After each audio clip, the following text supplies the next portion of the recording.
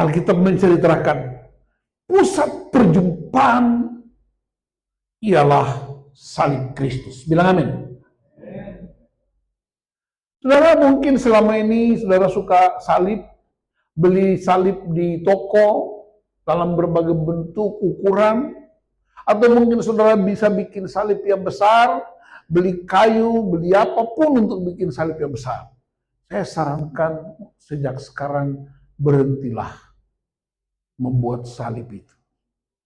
Saya tunjukin salib yang hidup buat saudara. Bukankah yang disalib? Dan secara manusiawi, Samuel harusnya ditikam, ditombak, digebukin karena dosa. Tapi karena kasih karunia Allah,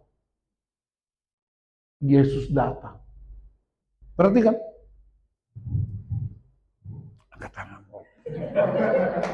Harusnya Samuel ditikam, digebukin, tetapi karena kasih karunia Allah, Yesus datang, orang Ambon bilang pasang badan tutup dia. Akhirnya yang kena dia. Yesus yang kena. Yesus yang dicambuk. Yesus yang ditikam. Dan kamu bebas. Perlindungan yang sempurna. Jadi kamu, kita, ini kita nih. Kita yang berdosa, yang harus dihukum, harus disiksa. Yesus datang untuk, dalam Lukas pasal 23-31, Yesus bilang apa? Kamu kayu kering, aku kayu hidup saja diperlukan seperti ini. Tangisilah dirimu karena kamu kayu kering. Dan Yesus ambil lagi semuanya. Dia bersedia untuk mengalami semuanya, hanya supaya kita diselamatkan. Amin. Sampai di tingkat ini, kok kita nggak ada rasa, nggak peka, kok kita nggak bikin sesuatu. Mau bermusuhan terus, kita sama-sama. Kamu punya abang dengan siapapun, kita semua berdiri di sini. Mau ribut apa kita? Mau berantem apa kita? Hanya gara-gara salah paham, kita berantem terus. Sementara dia disiksa, kenapa kita berantem di sini? Dia Kristus, dia mengalami semua penderitaan. Yang ganti kita, kenapa kita berantem di sini? Marilah berdamai dengan sesama kita. Amin. Dan apa yang harus kamu lakukan? Datang ke salib. Terima kasih. Kasih tepuk tangan buat dua-duanya. Tema kita untuk bulan ini, Walking in Reconciliation. Bahasa hari-harinya berjalan dalam rekonsiliasi. Tapi kalau bahasa rohaninya, rekonsiliasi adalah gaya hidup sehari-hari. Rekonsiliasi bukan program, tapi rekonsiliasi itu gaya hidup. Saya percaya seburuk-buruknya seseorang, kalau dia berjumpa dengan Kristus, hidupnya pasti berubah. Bilang amin. Ya. Dan sudah banyak bukti. Hari ini saya akan jelaskan beberapa bukti yang saya temui baik di Indonesia, di India, di China, dan di beberapa tempat. Saya beri judul hari ini, dulu tidak berguna, sekarang berguna. Boleh ucapkan sama-sama? Dulu tidak berguna, sekarang berguna. Coba tanya orang sebelah, kamu berguna enggak? Berguna, amin? Nah, Filemon 1 ayat 11. Memang dahulu dia tidak berguna bagimu, tetapi sekarang sangat berguna, baik bagimu maupun bagiku. Ada sebuah kota di Brasil namanya Belo Horizonte. Museum itu sangat terkenal dan di dalamnya ada sebuah karya lukis dan betapa mulianya, hebatnya, indahnya karya itu. Dari luar orang mengagumi karyanya. dibuat dalam bentuk sebuah gereja mini. Tapi waktu didekati karya itu, ternyata terbuat dari barang-barang bekas. Kaca bekas, gelas bekas, semua yang bekas-bekas yang sudah dibuang ke bak sampah. Dipungut oleh seorang pelukis yang sangat terampil, dan dia mendesain sedemikian rupa sehingga dia begitu indah dipandang mata.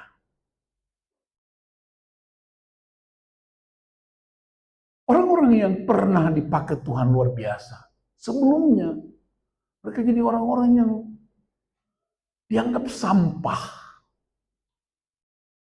Saulus misalnya, dia pernah menjadi seorang teroris,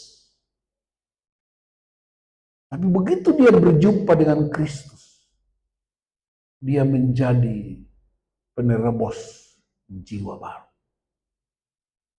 Jadi kita mesti pastikan bahwa setiap perjumpaan dengan Kristus selalu ada perubahan yang luar biasa.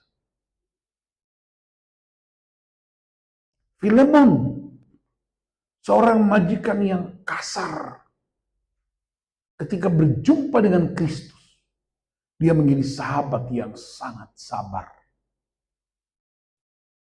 Onesimus dianggap budak yang paling biadab waktu itu. Tapi ketika dia berjumpa dengan Kristus, dia jadi murid yang beradab, bahkan pernah menjadi uskup di kota Efesus.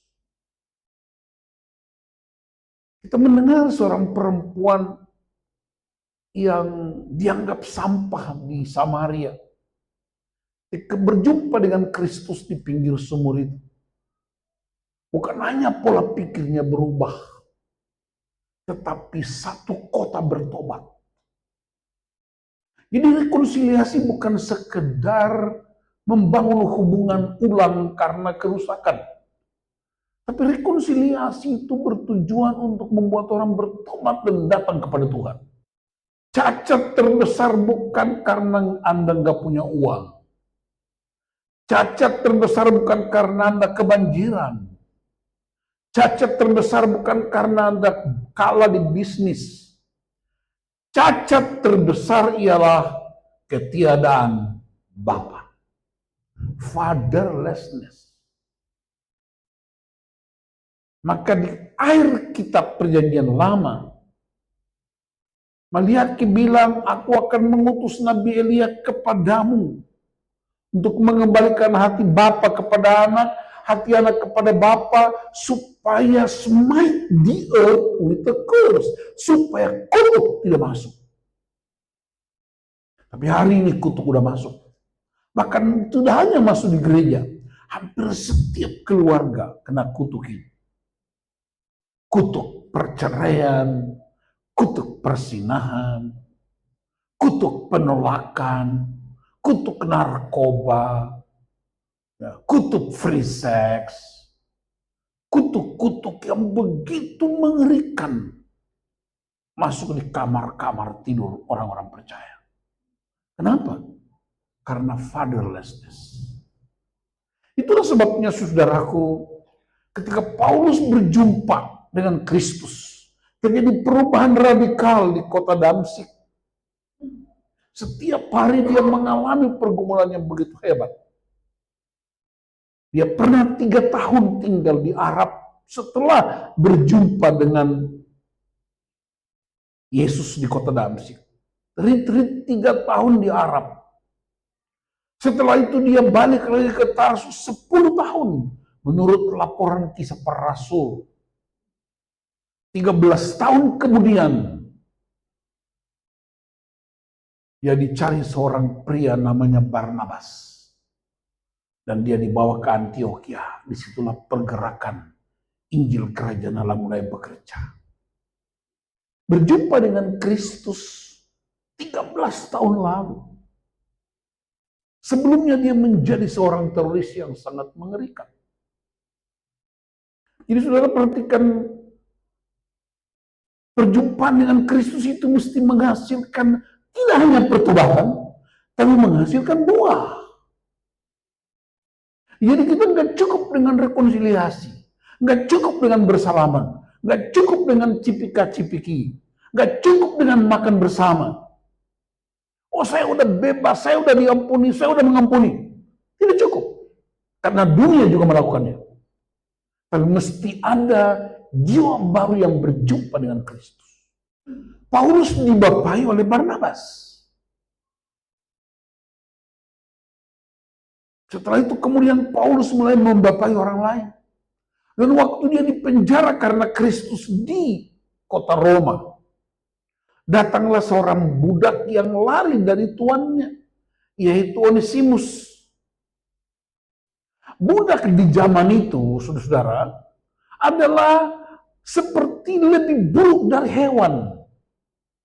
Seluruh haknya dicabut kecuali nafasnya. Karena nafas pemberian Tuhan. Seandainya nafas diberikan manusia, nafas pun bisa dicabut. Kadang-kadang mereka bekerja di ladang, kakinya di rantai, mereka dipukul, disiksa.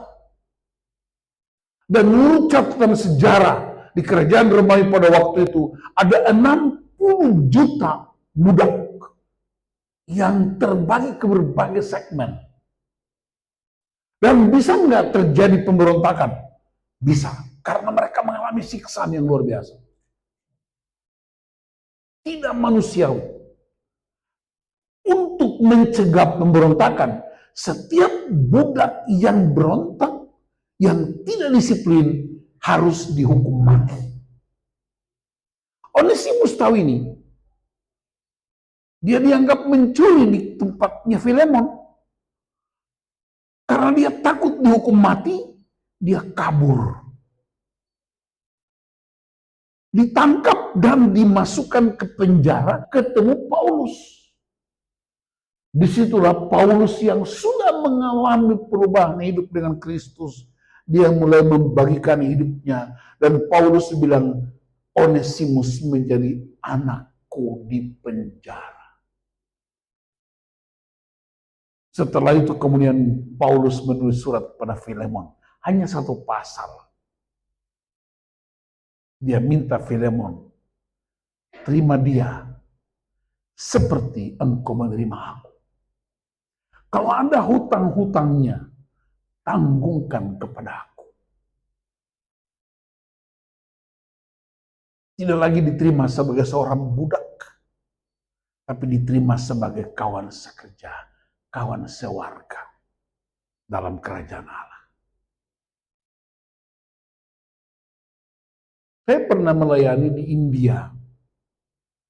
Dan ada pemimpin di India itu namanya Pastor Victor John. Asli India, istrinya Victor orang Swedia. Karena Victor pernah kuliah di Swedia. Victor bilang sama bapak mantunya sebagai seorang pendeta tua, pendeta Protestan di Swedia. Dia bilang, Pak, gereja ini harus berubah. Dia bilang, kamu pendeta baru 3 hari, minta berubah apa? Pulang sana ke India. Kamu coba aja ubah India. Akhirnya dia ambil istrinya, bawa 2 putrinya yang masih umur 2-3 tahun. Dia bawa ke India. Mereka tinggal di satu kota namanya Varanasi. Dia berjuang supaya orang-orang di India itu percaya Kristus. Tapi begitu sulit. Dia memutuskan bersama dengan istrinya, mereka naik semacam perahu kecil untuk berdoa keliling di sungai Gangga. Saya pernah ke situ dan ikut dalam perahu itu berdoa di sana. Dia bertahun-tahun berdoa. Dia berdoanya bukan di gedung, bukan di hotel, tapi mengelilingi sungai Gangga yang terkenal itu. Suatu ketika dia bertemu dengan seorang pria yang adalah kasta tertinggi orang India. India itu ada kasta-kastanya. Yang pertama kasta Brahmana, Satria, Waisya, Sudra, terakhir paria. Hidup berdasarkan kasta. Lalu, caranya bagaimana? Supaya dia bisa menangkan orang-orang ini. Tuhan tunjukkan cara dia menangkan seorang pria yang dari kasta Brahmana. Orang ini berjumpa dengan Kristus melalui pemberitaan Victor John dan keluarganya. Setelah itu, saudara-saudaraku, pria yang sudah berjumpa dengan Kristus ini yang dari kasta Brahmana, mereka memutuskan untuk mengunjungi kasta terendah, paria. Mereka dikenal karena namanya. Dia kastanya, kasta tertinggi itu ketahuan dari apa? Namanya. Waktu dia datang ketemu dengan orang paria yang hidup di bawah kolong jembatan, di tempat-tempat yang sama sekali tidak manusiawi. Orang-orang paria dan orang-orang kasta-kasta rendah, mereka terheran-heran, mereka mundur dan mereka merasa tidak layak dikunjungi oleh seorang kasta Brahmana. Lalu pria ini berkata, saya mengunjungi kamu bukan karena saya kasta tertinggi, tapi saya mengunjungi kamu karena saya berjumpa dengan seseorang yang jauh lebih hebat. Dan orang itu bernama Yesus Kristus dari Nazaret. Apa yang terjadi, saudara? Dalam waktu kurang dari 20 tahun, Pak Victor John dan tim dengan seorang pria ini, mereka menangkan hampir 50 juta orang Kristen baru di seluruh India Selatan. Berapa juta? 50 juta orang dibaptis, bukan pindah gereja, pindah keyakinan. Ada satu tukang beca dalam 1 tahun menangkan 1000 jiwa. Jadi rekonsiliasi dengan Tuhan itu mesti ada buahnya. Amin. Bagaimana cara tukang beca bisa menangkan jiwa? Mereka itu biasanya ngetem seperti kita di Jakarta yang tukang beca atau bajai ini ngetem. Kalau ada orang datang, giliran dia kasih temannya. Datang lagi hak dia kasih lagi temannya. Sepanjang hari dan dapat penumpang gak mudah karena transportasinya, tukang becanya, tukang bayinya banyak. Lama-lama orang penasaran. Kita sama-sama tukang beca. Kita sama-sama cari makan. Kenapa giliran kamu bawa penumpang kok kasih kami? Dia bilang kami punya persediaan di rumah. Kebetulan istrinya seorang guru TK. Akhirnya orang-orang itu kumpul di rumahnya, mereka ngobrol. Jadilah komsel. Kita menyebutnya komunitas kerajaan. Satu tukang beca punya komsel 5.000 komsel, satu komsel 12 orang. Rekonsiliasi itu butuh pengorbanan. Bilang amin. Rekonsiliasi butuh kerendahan hati. Rekonsiliasi perlu orang lain berjumpa dengan Kristus. Saya udah dengar khotbah ini di banyak tempat. Tapi orang sampai di rekonsiliasi, berdamai, bikin beres, bayar hutang, selesai. Padahal rekonsiliasi itu, dia mesti menghasilkan buah. Saya ketemu dengan seorang anak SMA di India Selatan. Setiap semester baru, anak SMA, menangkan satu kelas 200 orang. Hanya dengan menceritakan siapa Kristus buat mereka. Betapa dahsyatnya perjumpaan dengan Kristus ini. Jadi saudara, walking in reconciliation artinya kita mengalami perjumpaan dengan Tuhan, tapi Kristus mesti dialami juga oleh orang lain. Seorang pria namanya Kong Hee, cucu ke-74 dari Konghucu. Pak siapa namanya? Pastorus, saya ini begini-begini nih Pak. Saya itu 50 kota di seluruh Cina saya udah datangi. Seluruh China, 50 kota besar dan desa-desa. Ngapain? Beritakan Injil Kerajaan Allah. Bukan cari makan kuitiau. Kalau kuitiau mah di sini banyak. Dan ketemu dengan seorang pria namanya Kong Hee. Waktu itu umurnya baru 47 tahun pada tahun 2017. Dia keturunan ke-74 dari Konghucu. Dia kepala geng di Anhui. Masih muda, cakap. Udah 3 kali datang ke Indonesia. Saya bawa dia ke Bali, bawa dia ke Jakarta, dan bawa ke Batam.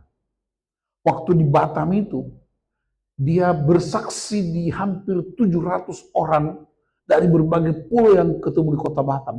Pas waktu itu perayaan Imlek. Jadi nenek-nenek yang datang dari berbagai desa, mereka datang itu bukan mau dengar firman, mau ketemu dengan cucu ke-74 dari Konghucu. Namanya Kong Hee. Satu kali dia diajak, karena dia kepala geng.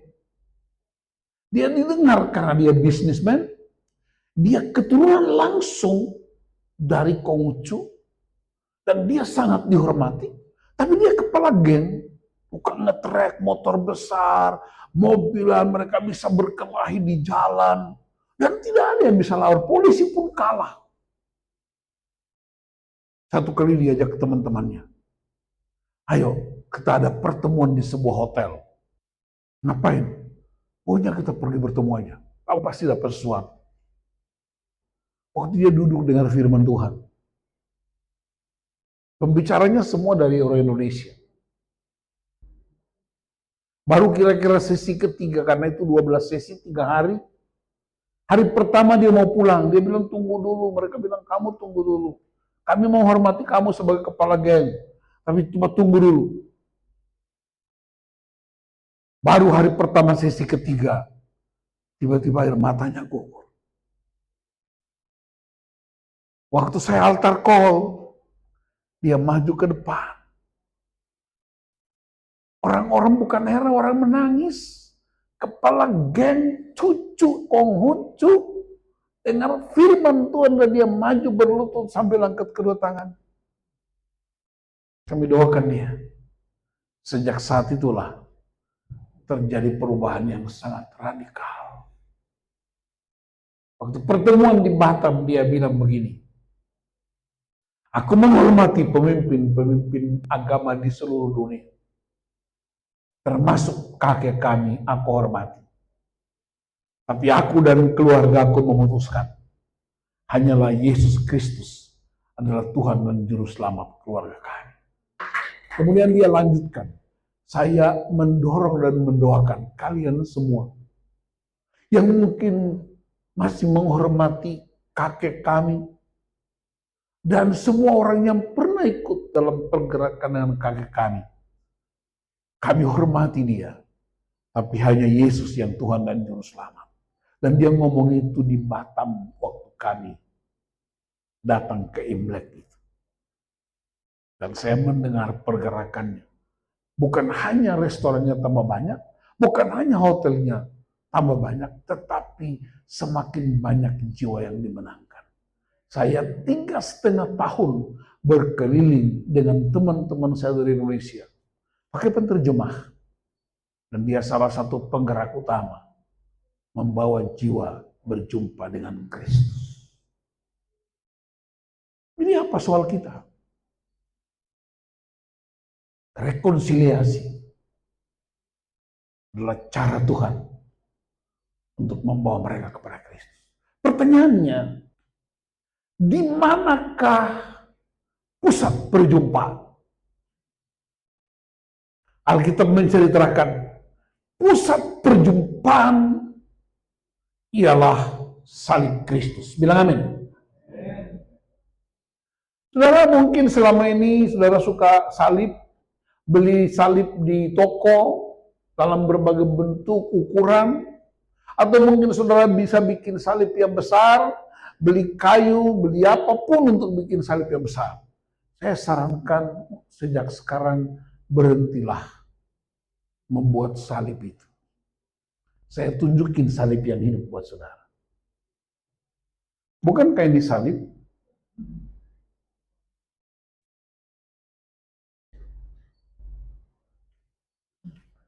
ini salib. Dan secara manusiawi, Samuel harusnya ditikam, ditombak, digebukin karena dosa. Tapi karena kasih karunia Allah, Yesus datang. Mas, yang dia kamu bukan Yesus, ini contohnya. Perhatikan. Angkat tanganmu. Nanti kita akan makan bersama. Harusnya Samuel ditikam, digebukin, tetapi karena kasih karunia Allah, Yesus datang, orang Ambon bilang pasang badan tutup dia. Akhirnya yang kena dia. Yesus yang kena. Yesus yang dicambuk. Yesus yang ditikam. Dan kamu bebas. Perlindungan yang sempurna. Jadi, kita nih. Kita yang berdosa, yang harus dihukum, harus disiksa. Yesus datang untuk, dalam Lukas pasal 23-31, Yesus bilang apa? Kamu kayu kering. Aku kayu hidup saja diperlukan seperti ini. Tangisilah dirimu karena kamu kayu kering. Dan Yesus ambil lagi semuanya. Dia bersedia untuk mengalami semuanya. Hanya supaya kita diselamatkan. Amin. Sampai di tingkat ini, kok kita nggak ada rasa, nggak peka, kok kita nggak bikin sesuatu. Mau bermusuhan terus, kita sama-sama. Kamu punya abang dengan siapapun, kita semua berdiri di sini. Mau ribut apa kita? Mau berantem apa kita? Hanya gara-gara salah paham, kita berantem terus. Sementara dia disiksa, kenapa kita berantem di sini? Dia Kristus, dia mengalami semua penderitaan. Yang gerti kita, kenapa kita berantem di sini? Marilah berdamai dengan sesama kita. Amin. Dan apa yang harus kamu lakukan? Datang ke salib. Terima kasih. Kasih tepuk tangan buat Tuhan.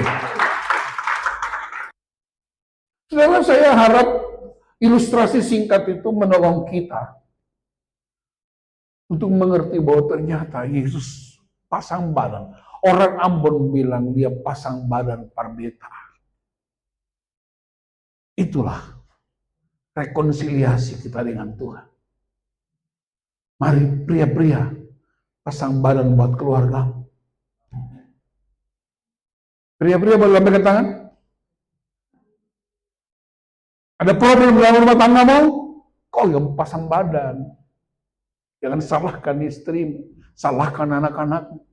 Para pemimpin di perusahaan, Anda seorang bos, tapi karena Anda sudah berubah statusnya jadi anak warga kerajaan Allah, pasang badan buat anak-anak buahmu. Itulah cara kita mengalami perjumpaan secara pribadi dengan Tuhan.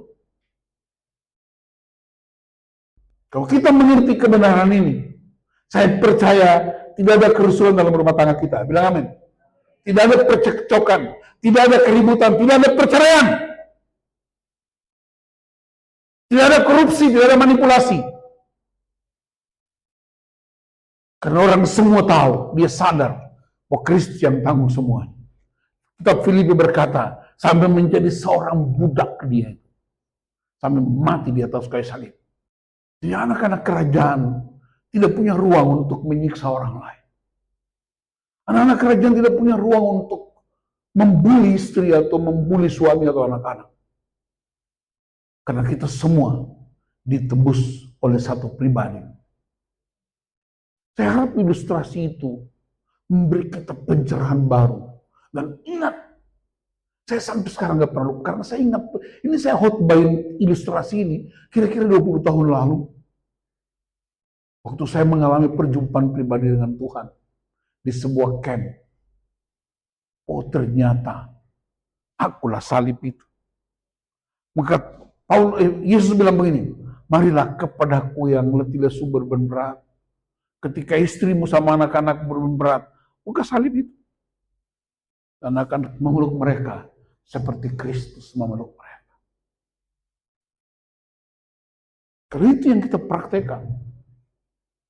Betapa hebatnya Kristus dipermuliakan di negeri kita ini. Beberapa tahun yang lalu kami dapat undangan ke Amerika Serikat. Saya sama istri melayani di 2 kota di Philadelphia dan New York. Kalau tidak salah tahun 2010. Kami pelayanan di sana. 1-2 bulan kami pulang. Datang lagi undangan lagi. Kira-kira 2-3 minggu sebelum pulang ke Indonesia, hamba Tuhan di Philadelphia tawarkan begini, Pak Nus, ya, kalau Bapak bersedia, Bapak pindah ke Amerika. Ada sebuah kota kecil namanya Lancaster, 2 jam dari Philadelphia, 2 jam dari Washington DC, 2 jam dari New York. Bapak tinggal berangkat dari mana? Lewat tol. Di sana ada sebuah gereja, anggota jemaatnya 200 orang, rumah pastori ada, mobil ada, perpustakaan ada. Bapak jadi gembala di situ, nanti ibu gembala bisa ada pekerjaan, anak-anak Bapak kuliah di biaya gereja. Keputusannya Bapak yang putuskan. Wow. Waktu itu Indonesia sedang bergejolak. Saya galau dengan keadaan Indonesia karena saya pimpin gereja. Saya bilang, kasih saya waktu sampai di Indonesia saya akan putuskan. Belum pulang ke Indonesia, baru 3 hari setelah ucapan itu, kami kembali ke New York. Pendeta di New York ajak kami pergi ke Manhattan, makan es krim. Kami sedang makan es krim di sebuah kafe. Pendetanya dengan istrinya, saya dengan istri dan 2 putra tadi, anak-anak kami. Tapi saya di sebelahnya itu ada sebuah toko Kristen punya orang Yahudi. Saya iseng aja mampir ke situ. Begitu di depan pintu toko itu, saya kagetnya luar biasa. Saya melihat sebuah lukisan, dan saya kenal betul lukisan itu. Saya nggak masuk lagi, saya cuma berdiri, tiba-tiba air mata saya buka. Pemilik tokonya itu orang Kristen Yahudi Amerika. Kira-kira umur 40 tahun. Dia menghampiri, dia pakai topi kipak putih itu. Dia menghampiri saya dan dia tanya dengan bahasa Inggris Amerika yang agak sedikit kental. Dia bilang begini, apakah Anda melihat sesuatu? Saya bilang yes. Saya tanya, tanpa lihat dia, how much money? Berapa harganya? Saya bilang, mohon maaf Tuan, Anda orang kesekian juta yang tanya lukisan itu. Semua di toko ini dijual, hanya lukisan itu tidak dijual. Saya bilang, thank you. Saya kembali. Dan saya bilang sama istri saya dan anak-anak, masih di New York, kita nggak jadi terima tawaran pindah ke Amerika. Kenapa? Tuhan tunjukin sesuatu. Ternyata lukisan itu adalah gambar lukis Simon orang Kirene sedang memikul salib Yesus. Dan di antara kaki salib dan punggung Simon ada lampu berkedip-kedip dengan tulisan yang sedikit agak kabur tapi bisa kebaca. Tulisannya, isinya, invisible hand. Tangan yang tidak terlihat. Pesan itu buat saya. Seluruh pergumulanmu, perjuanganmu di Indonesia. Kamu berkeliling ke berbagai tempat. Kamu galau karena banyak orang mendengar firman tapi tidak berubah hidupnya. Saya kasih tahu buat kamu, kamu tidak pikul salib itu seorang diri. Aku topang dengan tanganku yang berlubang paku. Dan kamu akan bawa sampai ke puncak. Jadi pergumulan-pergumulan yang kita hadapi, ada invisible hand. Tangan itu menopang. Simon pikul salib itu. Dia tidak kenal Yesus. Karena dia seorang budak dari Kirene yang dipaksa pikul. Tapi Yesus melihat dia. Simon bilang, kamu siapa? Aku gak kenal kamu. Yesus bilang, kamu gak kenal aku. Tapi aku kenal kamu. Seorang pria yang menyembah di bait Allah. Tapi sekarang kamu berjumpa dengan aku.